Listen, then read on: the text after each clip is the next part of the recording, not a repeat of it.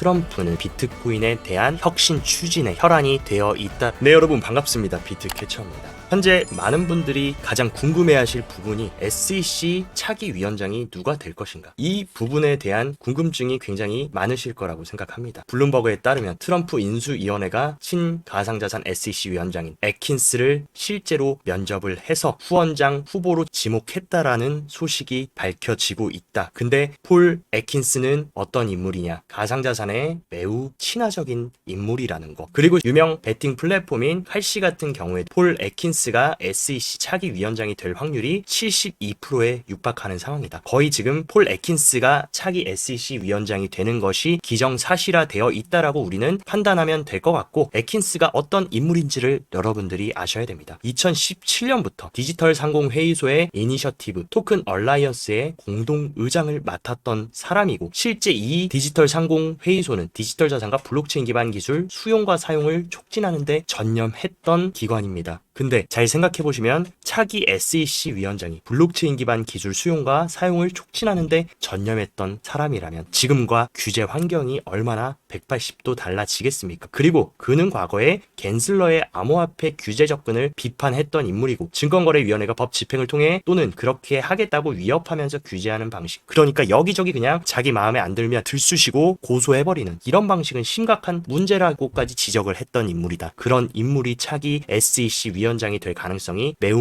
유력한 지금 이 상황. 분명히 내년은 매우 친화적인 규제가 들어올 가능성이 더욱더 커지고 있는 상황입니다. 그리고 전 CFTC 위원장 같은 경우는 가상자산 트럼프 행정부에서 굉장히 큰 우선순위에 있는 사안이라고 얘기를 해주면서 트럼프가 비트코인을 세계의 가상자산 수도로 만들기 위해 이니셔티브를 제시하고 있다라고 말을 해주고 있습니다. 최근 소식에 따르면 트럼프 행정부가 주요 핵심 산업, 육성 산업에 대해서 정책과 정보 활용 등을 조정하는 차르를 인선하겠다라고 얘기했다. 근데 그 분야가 어떤 분야냐, 가장 떠오르는 혁신 기술인 AI, 그리고 여기에 크립토까지 들어가 있는 상황, 그리고 국경 차르와 에너지 차르까지 들어가 있는데, 이런 행정부 주요 차르까지 크립토 가상화폐 산업 육성을 위한 차르를 선정하려고 하는 만큼 트럼프는 가상자산과 비트코인에 대한 혁신 추진에 혈안이 되어 있다라고 우리가 인지할 수 있는 상황입니다. 그렇기 때문에 아직 정권이 바뀌지 않은 2024년도가 메인 게임이 아니라 진정한 메인 게임은 트럼프가 1월에 정권을 잡는 내년 2025년이 진정한 크립토 대세 사이클의 메인 불장이 될 수 있기 때문에 여러분들이 이 점은 꼭 인지하셔야 된다.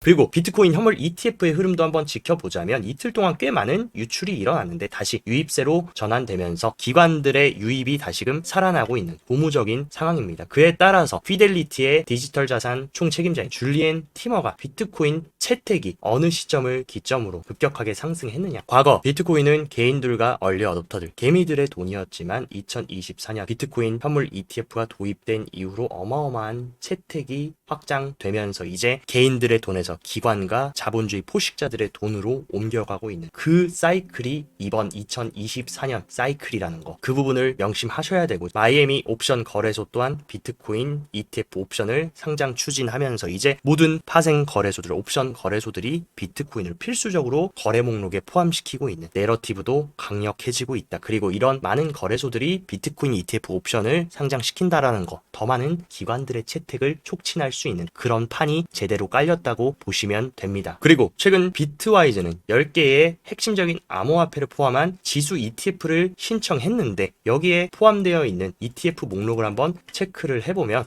비중 순으로 말씀드리면 당연 비트코인이 1위, 그리고 이더리움 세 번째에 솔라나가 있는 것도 중요한 것 같습니다. 그리고 XRP, 에이다, 아발란체, 체인링크, 비트코인 캐시, 유니스왑, 폴카닷, 메이저와 준메이저 코인만 포함시켜가지고 인덱스 상품으로 출시하려는 움직임까지 가속화되고 있다. 그러니까 비트코인, 이더리움, 그 외 알트코인 따로따로 사기 싫은 사람들은 이런 식으로 암호화폐 지수 ETF를 한꺼번에 매수해버리면 같이 시장을 매수하는 효과를 낼 수 있기 때문에 이런 상품을 출시하려는 움직임도 우리가 주목해 봐야 된다라고 생각합니다. 그리고 스위스의 20년 쉐어스 같은 경우는 유럽 시장에 4가지 신규 암호화폐 ETP를 출시했다라고 밝혔는데, 여기에 포함된 암호화폐가 뭐냐, 솔라나, 오라클 네트워크인 피스 네트워크와 그리고 RW 대장 온도 파이낸스, 그리고 분산 컴퓨팅 AI 대장 랜더와 니어 프로토콜까지. 그러니까 가장 지금 혁신적인 내러티브로 떠오르고 있는 오라클과 RWA 분산 컴퓨터 AI, 이것에 대한 대장들을 ETP로 출시하는 움직임을 가져가고 있는 것, 이런 부분도 굉장히 고무적이라고 해석이 됩니다. 그리고 블룸버그의 ETF 애널리스트인 제임스 세이파르트는 이번 X 게시물에서 트럼프의 새 SEC 관할 하에 솔라나 ETF가 향후 1, 2년 내에 승인될 가능성이 매우 크다라고 발언을 했다. 그리고 SEC에 알트코인 ETF를 신청한 것 중에 솔라나를 신청한 기관들이 4개로 가장 많다. 그러니까 대다수의 기관 투자자들은 솔라나 ETF가 다음 이더리움을 이을 역사적인 차기 세 번째 ETF가 될 가능성이 매우 크다라고 보고 있고, 최종 데드라인이 언제입니까? 2025년 8월, 적어도 이 전까지는 승인될 확률이 매우 크다라고 보시는 게 맞을 것 같고, 만약에 트럼프 정부가 정식으로 정권을 내년 1월부터 잡는다라고 하면 제가 봤을 때는 충분히 파이널 데드라인까지 게리 겐슬러처럼 질질 끌고 가서 승인시켜주는 게 아니라 최대한 빠르게 승인시켜줄 가능성도 열어놔야 된다라고 생각합니다. 그리고 그 외에도 XRP와 라이트코인, 헤데라에 대한 현물 ETF 신청도 이어지고 있는 만큼 이제는 비트코인, 이더리움뿐만이 아니라 수많은 알트코인들의 ETF도 트럼프 정부 관할 하에 출시될 수 있다라는 기대감이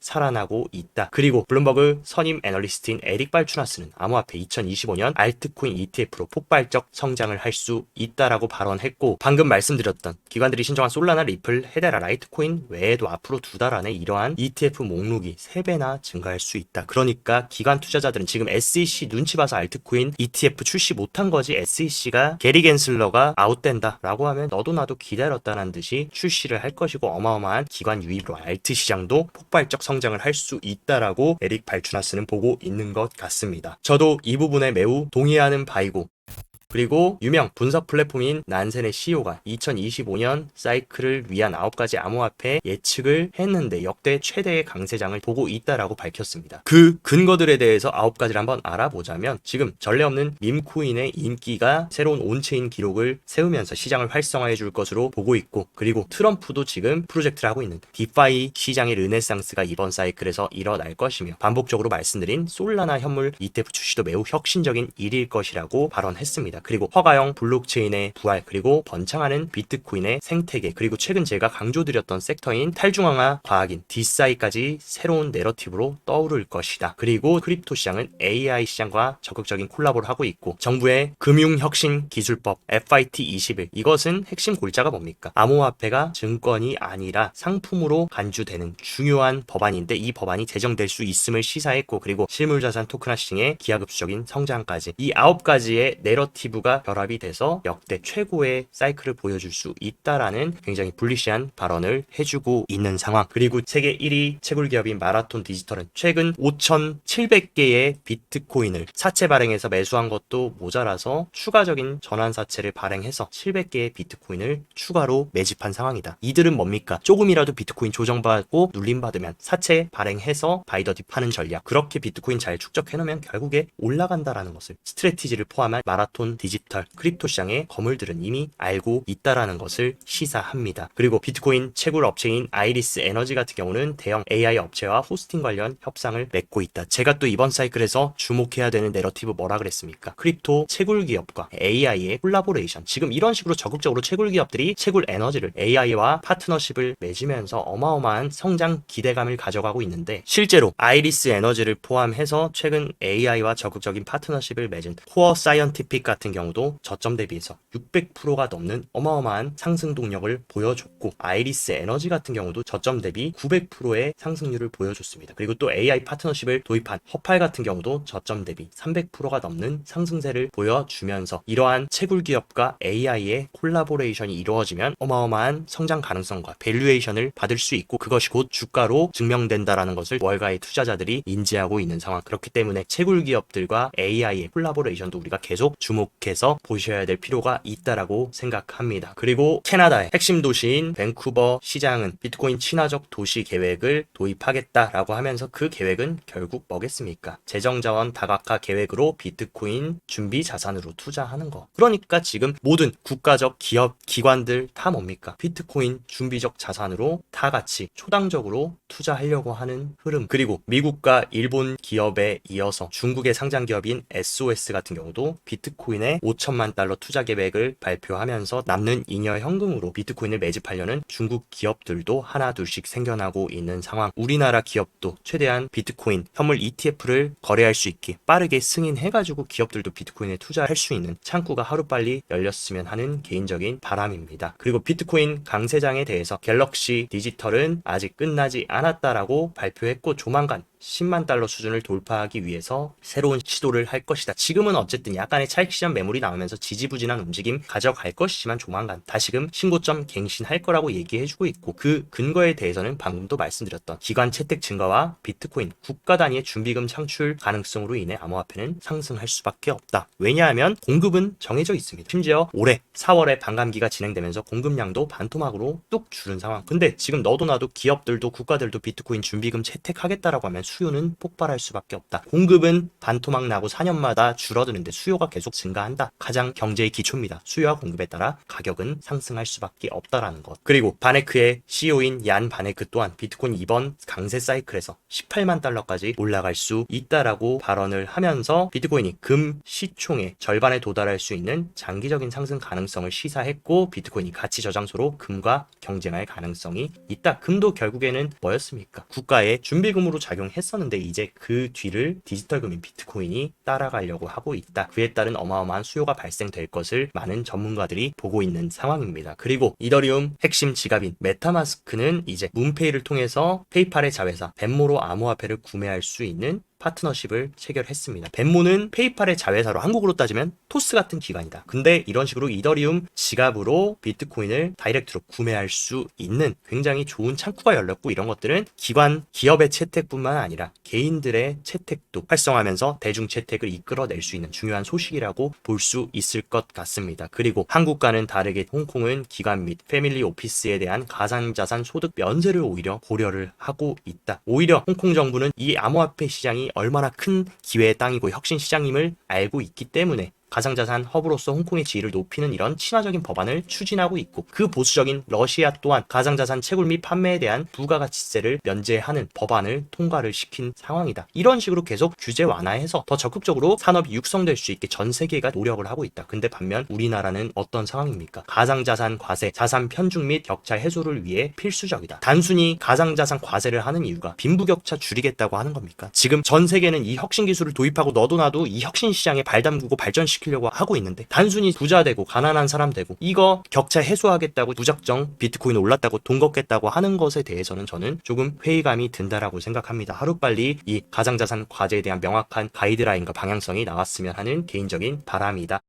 그리고 몇 가지 매크로 흐름도 한번 체크를 해보자면, 어제 발표됐었던 GDP와 근원 PC 모두 제가 항상 말씀드린 것, 지금 시장은 가장 좋은 거 뭡니까? 너무 차갑지도 뜨겁지도 않은 딱 예측치에 부합하는 게 가장 좋다라고 말씀드렸는데, 둘 다 부합하는 결과가 나오면서 지금 매크로 시장은 전혀 문제될 게 없는 상황이다. 오히려 애틀란타 연준의 GDP 나우 같은 경우 GDP가 성장할 수 있다라고 관측하면서 물가는 안정되면서 경기는 확장된다. 최고의 골디락스 시나리오로 가고 있다. 그에 따라서 12월 FOMC의 금리 인하 확률은 66%로 올라왔고, 제가 봤을 때 12월 FOMC에서는 예정대로 딱 25bp 베이비 스텝 인하를 해주면서 시장의 흐름대로 잘 가줄 가능성이 크다라고 보고 있습니다. 결국 금리를 연준이 내려주면 유동성 확대로 볼 수 있고, 미국 달러가 약세 흐름으로 들어갈 거다. 그러면 증가하는 통화 공급이 비트코인 랠리를 촉진할 수밖에 없는 상황. 이미 M2 통화량은 전년 대비 흑자로 돌아선 상황이고, 지금 미국만 긴축하고 있는 게 아니다. 오늘도 한국은행도 금리 인하를 했고, 전 세계적으로 지금 금리를 인하하는 사이클로 들어왔다. 그렇기 때문에 증가하는 세계적 통화 공급과 미국 달러의 잠재적 하락은 2025년 비트코인 강세 랠리를 불러올 수 있다. 너무나 기본적인 경제학입니다. 그렇기 때문에 비트코인도 25년 계속 금리 인하 점진적으로 진행하고 전 세계가 유동성 뿌려주면 당연히 유동성을 빨아먹으면서 상승하는 흐름으로 갈 수밖에 없는 상황이다. 그리고 몇 가지 온체인 데이터 흐름도 한번 체크해보자면, 최근 굉장히 가파르게 상승했던 비트코인의 미결제 약정은 약간 고개를 숙여준 상황이다. 근데 최근 제가 계속 강조드렸던 이더리움 같은 경우는 오히려 미결제 약정이 천장을 뚫어버리면서 굉장히 강력한 수급이 비트코인에서 이더리움으로 이동되고 있는 상황. 그렇기 때문에 알트코인들을 우리가 주목해서 봐야 된다라고 말씀드린 거고, 비트코인의 전체 시가총액은 이미 계속해서 역사적 신고점을 찍으면서 상승하고 있지만, 알트코인 시총은 21년 불장 당시 고점도 아직 돌파하지 못했다. 하지만 최근 들어서 전 고점을 돌파해주는 움직임이 나오면서 이더리움을 포함한 알트코인들이 다시금 강세를 보여줄 수 있는 시그널을 계속해서 보내주고 있는 것. 그렇기 때문에 알트코인들도 오늘도 비트코인이 잠깐 주춤해서 쉬어갈 때 여러분들이 잘 선별해서 대응하면 좋은 기회비용을 살릴 수 있는 힌트들이 있을 것이라고 생각이 듭니다. 그리고 비트코인 실질 수요를 체크해보면 최근 비트코인이 고점을 찍고 과열을 시켜주면서 눌림을 줬지만 다시금 실질 수요가 상승하면서 새로운 비트코인 수요가 들어오고 있는 점은 고무적이라고 볼 수 있고, 많은 분들이 캐처님 이번 사이클은 다릅니다. 과거랑 다릅니다. 뭐가 다릅니까? 지금까지의 총 5번의 사이클 중 5번의 사이클 다 반감기 이후 가장 좋은 대상승 퍼포먼스를 보여줬고, 이 검정색 선 24년 사이클도 딱 이 자리에 위치하고 있습니다. 반감기 이후에 어마어마한 대폭등 랠리가 나왔었던 그 직전 자리에 우리는 와 있기 때문에 우리는 아직 궤도 안에 있고 과거의 패턴과 정확하게 일치하게 레이스를 잘 해나가고 있는 상황이라는 거. MVRV 바텀탑 시그널을 보더라도 지금 현재 이번 사이클에서는 2022년 바텀 사이클은 떴지만 과거처럼 노란색 탑 사이클은 아직 출현하지 않은 상황이다. 그렇기 때문에 분명히 이번 후반전에 이 노란색 탑 사이클을 찍어주러 굉장히 큰